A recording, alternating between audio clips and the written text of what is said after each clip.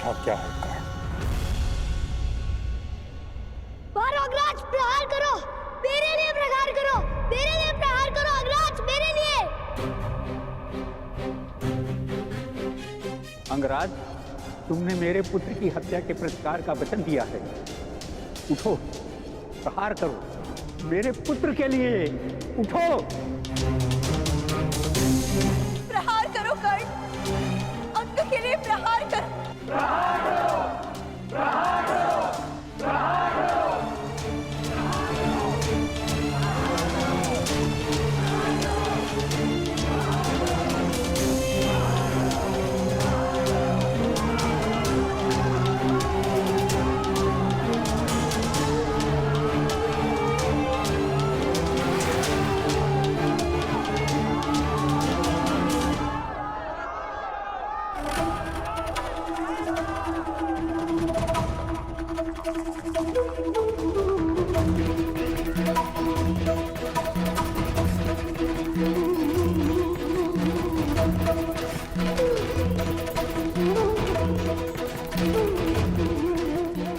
मैं अपना पहला युद्ध जीत गया मगधनरेश।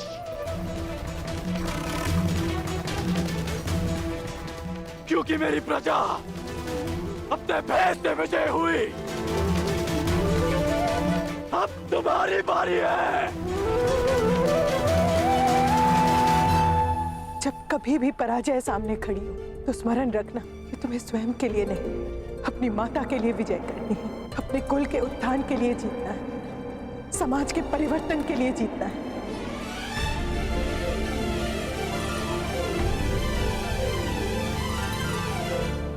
मेरा सपना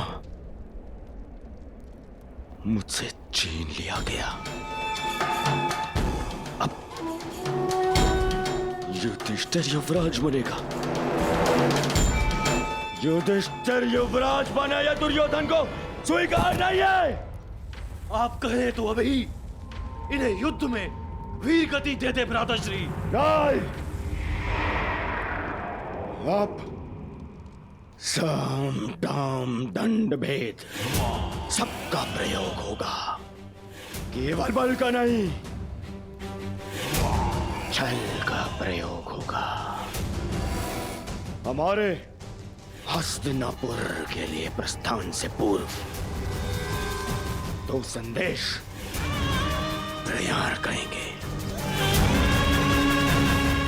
पहला, मामा शकुनी को, जिसके छल पर मुझे पूर्ण विश्वास है, और दूसरा उसको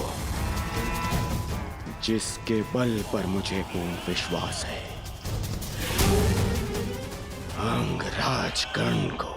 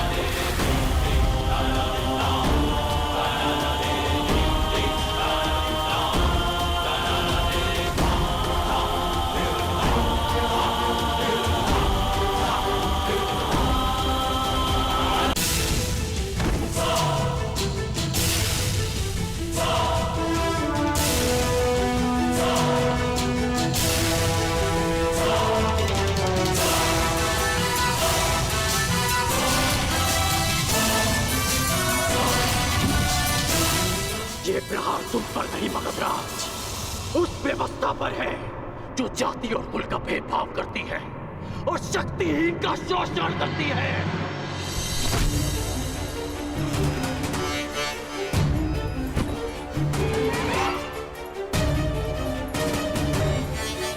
ये प्रहार उस अन्याय पर है जो एक वीर को धनुष उठाने की अनुमति नहीं देती, क्योंकि वो एक सूत पुत्र है।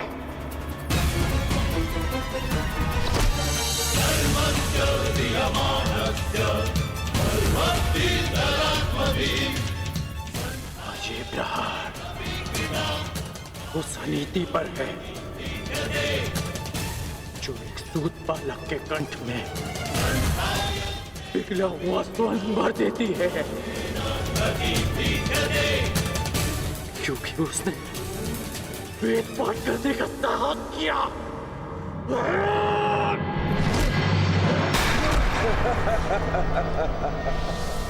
तुम विजय नहीं हो सकते कर्ण, क्योंकि पराजय मैंने स्वीकार नहीं की और वध तुम मेरा कर नहीं सकते।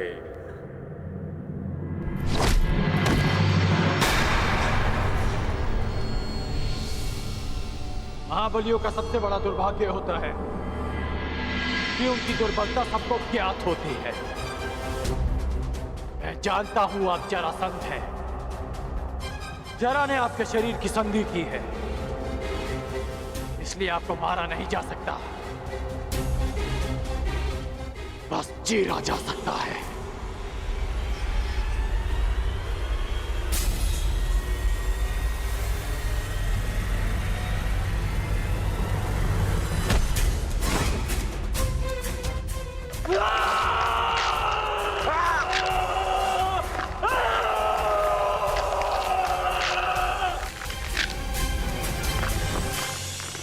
रुक जाओ कर्ण, रुक जाओ।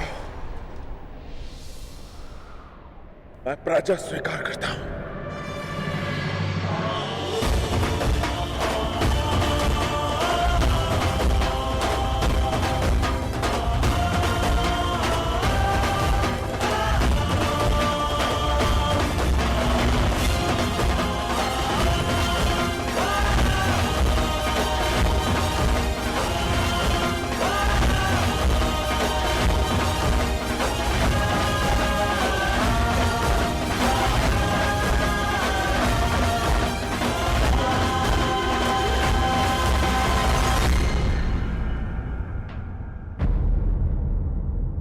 महाबलियों का सबसे बड़ा दुर्भाग्य होता है कि उनकी दुर्बलता सबको ज्ञात होती है।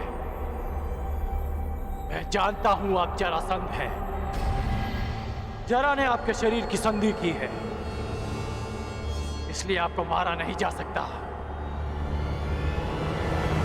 बस चीरा जा सकता है।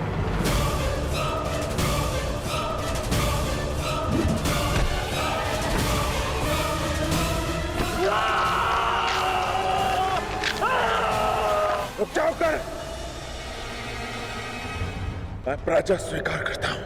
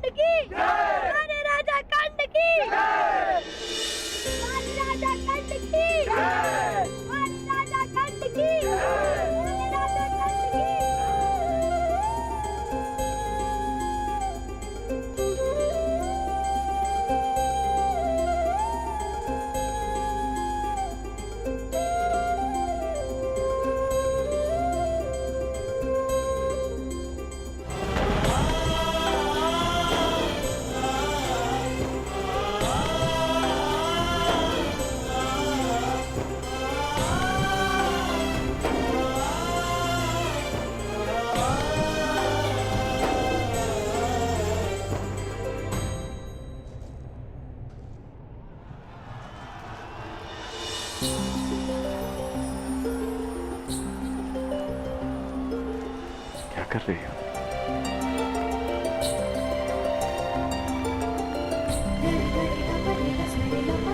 बस जांच रही हूँ कि जिसे अंक का मुकुट पहनाया जाएगा उसका मुख मेरे कर्ण से मिलता है ना, कहीं उसके मुख पर घाव तो नहीं लगे।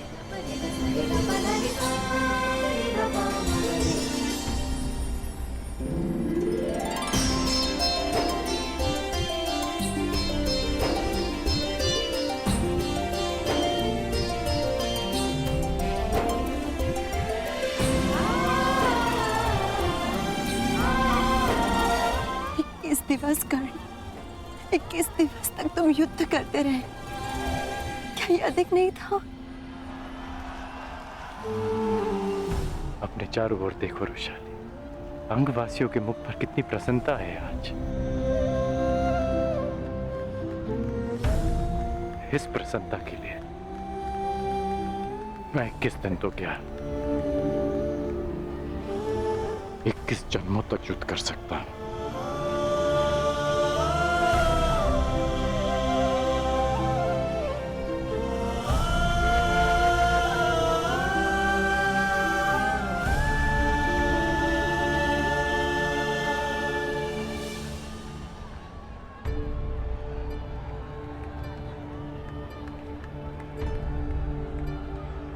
तुमने अच्छा प्रदर्शन किया कर्ण, क्योंकि मुझे अच्छा प्रशिक्षण मिला।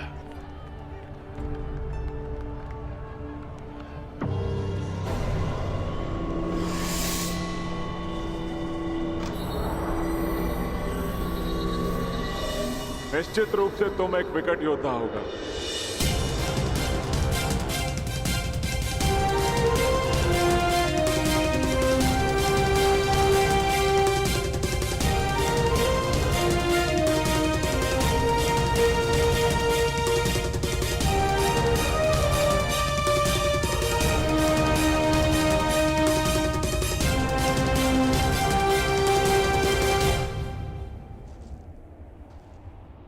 अपने जीवन में तुम जैसे शूरवीर और हठी योद्धा से मेरा आज तक सामना नहीं हुआ,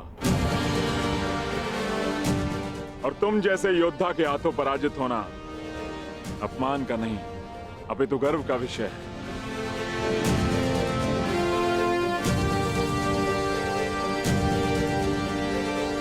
संसार जरासंध को बहुत ही कठोर और धुरंधर योद्धा समझता आया है, लेकिन ये बात बहुत कम लोग जानते हैं कि जरासंध शक्ति का पुजारी है। और आज तुमने अंग की आत्मनिर्बलता ही नहीं अपितु जरासंध का सम्मान भी पा लिया है। अंगराज,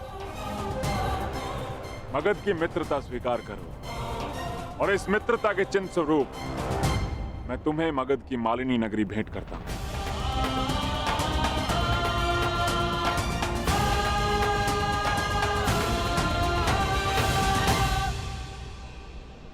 मैं ये स्वीकार नहीं कर सकता मगधराज।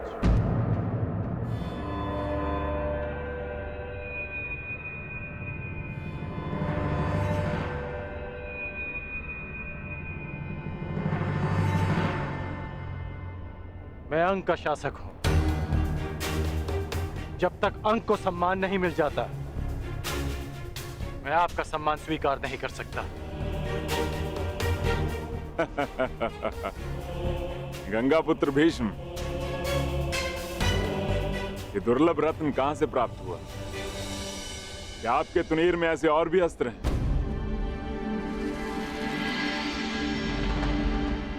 कहिए अंगराज, मैं क्या अर्पण करूं आपको? अंगवासियों को जीवन का अधिकार। मैं चाहता हूं कि उस बांध को तोड़ दिया जाए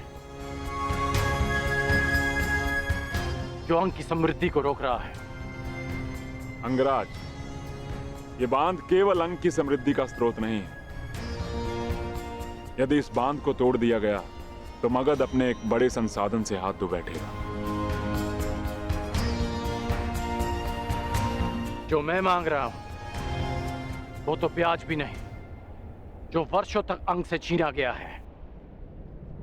और विजेता होने के नाते शर्त रखने की स्थिति में आप नहीं, मैं हूं।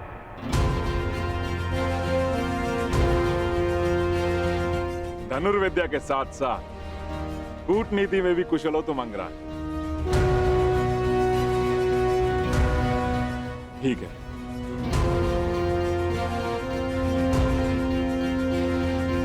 परंतु इस मांग के बदले मेरी भी एक मांग है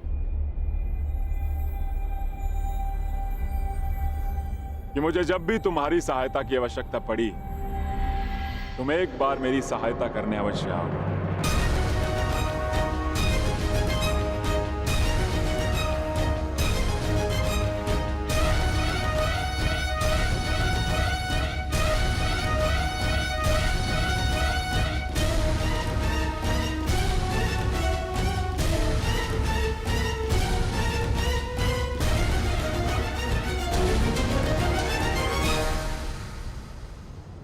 मुझे स्वीकार है।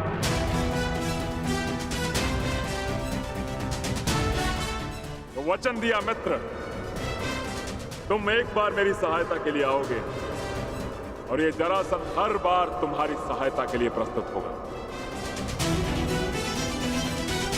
तो आप ये बांध कब तोड़ेंगे आप? इस बांध को गिराने के लिए तुम्हारा केवल एक ही बाण पर्याप्त होगा अंगराज।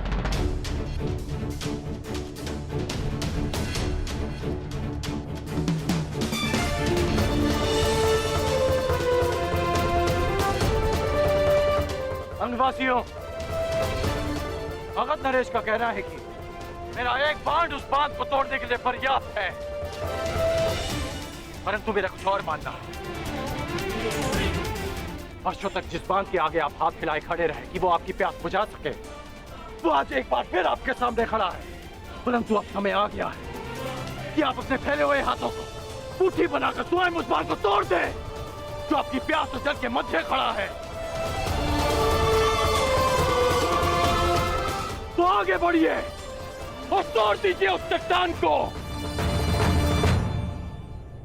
जो अंगवासी और अंग के भविष्य के मध्य खड़ा है।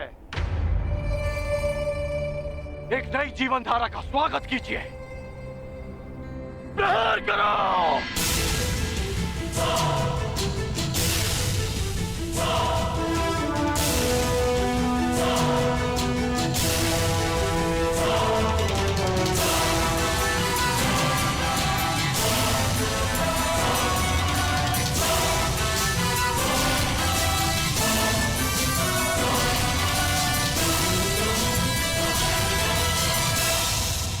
मैंने अपना अनुज और आपने अपना पुत्र खोया, और उस समय हम दोनों असहाय खड़े थे। हम बीते हुए कल को तो नहीं बदल सकते, परंतु जो कल आने वाला है वो हमारे हाथ में है। शोन की मृत्यु का प्रतिकार करने के कई अवसर मिलेंगे मुझे, परंतु ये अवसर आपका है।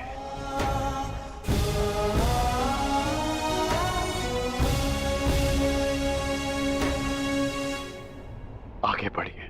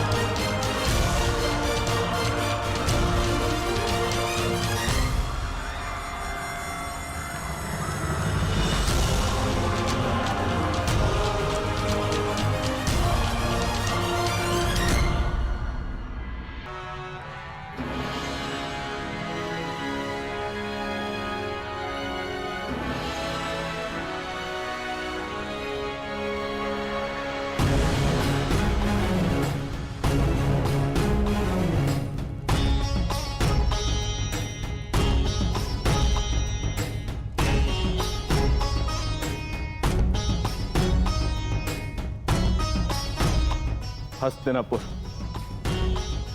अपने युवराज का स्वागत करता है युधिष्ठिर।